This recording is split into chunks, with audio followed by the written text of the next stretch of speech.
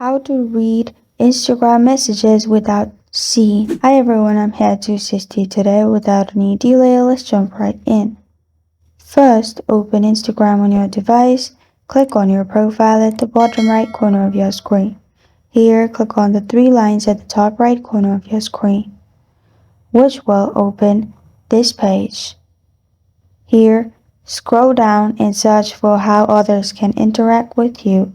And here, click on Messages and Story Replies. Then click on Show Read Receipts. And here, simply click on it to turn it off. After you turn this off, people won't be able to see if you have seen their message, and you also won't be able to see if people have seen your message. And this is how to read Instagram message without seeing. Thank you for joining me today. If this video helps you out, please leave a like and subscribe for more. Got a question or want to suggest a topic? Comment below. Thank you for watching.